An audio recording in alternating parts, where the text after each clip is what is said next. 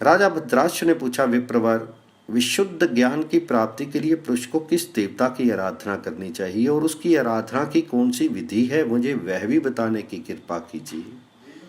तो अगस्त्य जी कहते हैं, राजन, भगवान विष्णु ही सदा सभी के द्वारा किमिंदकम देवताओं द्वारा भी आराध्य हैं। अब इनके पूजन का प्रकार बताता हूँ जिससे वर प्राप्ति हो सकती है। देवताओं, मुनियों एवं मानवों, प्रायः सभी के लिए रहस्य की बात है, भगवान नारायण ही सर्वोपरि देवता हैं। उन्हें प्रणाम करने पर प्राणी क्लेश नहीं पाता। सुना जाता है महात्मा नारद जी ने पूर्व काल में भगवान विष्णु के इस व्रत को अप्सराओं को बतलाया था।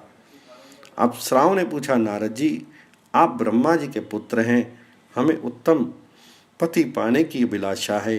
भगवान नारायण हमारे प्राणपति हो सकें, इसके लिए आप हम लोगों को कोई व्रत बताने की कृपा करें।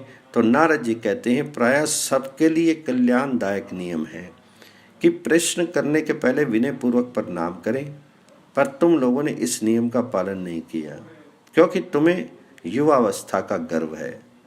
फिर भी तुम लोग देवादिदेव भगवान विष्णु के नाम का कीर्तन करो, उससे वर मांगो। प्रभु, आप हमारे स्वामी होने की कृपा करें, इससे तुम्हारा संपूर्ण मनोरथ सिद्ध होगा, इसमें कोई संशय नहीं करना चाहिए। एक व्रत भी बताता हूँ जिसे करने से भगवान श्री हरि स्वयं वर देने के लिए उद्यत हो जाते हैं। चैत्र और वैशाख मास के शुक्ल पक्ष में जो द्वादशी तिथि है, उस दिन ये व्रत करना चाहिए। रात में विधिवत भगवान श्री हरि की पूजा करें। बुद्धिमान व्यक्ति को चाहिए कि भगवान जी की प्रतिमा के ऊपर लाल फूलों से एक मंडल बनावे। नृत्य, गीत एवं वाद्य के साथ रात में जागरण करें। ओम भवाय नमः, ओम अनंगाय नमः, ओम कामाय नमः, ओम सुशास्त्राय नमः, ओम मनमथनाय नमः, ओम हर्रे नमः कहकर भगवान के सिर, कटी, भुजा, उदर एवं चरण आदि की पूजा करें। फिर भगवान जी को प्रणाम करके रात्रि जागरण की विधि संपन्न करके प्रातःकाल भगवान जी की वह प्रतिमा वेद वेदांग के जानकार ब्राह्मण को दान कर दे। अप्सराओ, इस प्रकार व्रत करने पर इच्छा अनुकूल भगवान विष्णु अवश्य पति रूप में तुम्हें प्राप्त होंगे। इसके पश्चात ईख के पवित्र रस तथा मल्लिका आदि के फूलों से उन देवेश्वर की पूजा करना।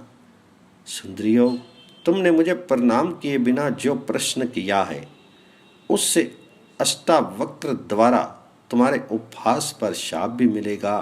फलस्वरूप गोप लोग तुम्हें हर लेंगे। अगस्त्य जी कहते हैं, राजन, इस प्रकार कहकर देव ऋषि नारद जी उसी क्षण वहां से चले गए। उन अप्सराओं ने व्रत की विधि संपन्न की। फलस्वरूप स्वयं भगवान श्री हरि उन पर संतुष्ट होकर उनके पति हुए।